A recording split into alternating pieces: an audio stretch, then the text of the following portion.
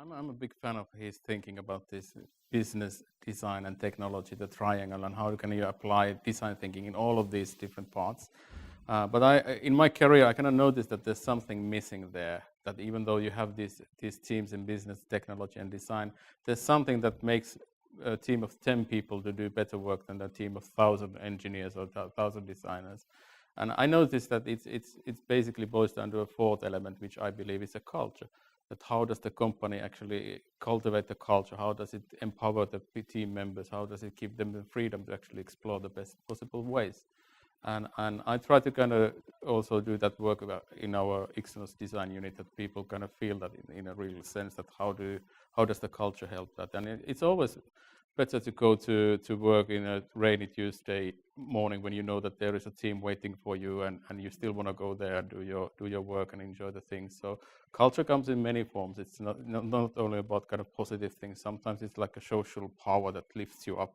And we all have a bad days. Some days, sometimes you're not creative and you don't get things done, and the details don't get stuck.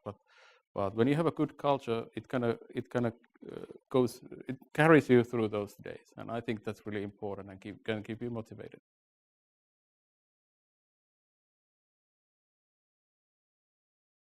It's always good to question things, that you don't take things for granted, because that kind of forbids you seeing new opportunities. But at the same time, you need to be answering those questions, because if those questions are left unanswered, then there's no point of kind of moving along.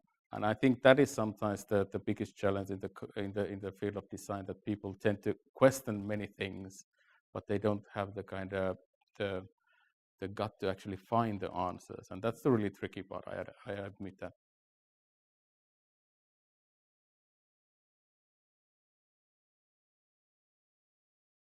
Time is a wonderful attribute, because everybody has the same amount of time in their lives and in their days.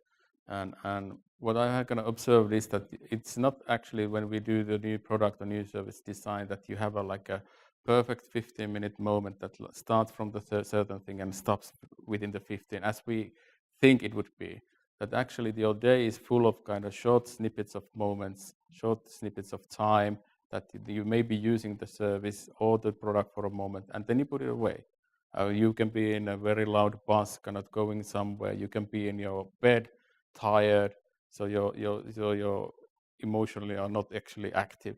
So these are the things that I believe that can make you do better designs, because you need to take into those account that this is not a laboratory. This is not like a sterile environment where you are using the product or service. That you actually need to kind of go really close to the users, what they are feeling. And we had one service that we found that people actually use after 11 p.m. and that was never kind of intended to do that. So then you need to change the colors and kind of think about the colors, contrast, all those kind of small things.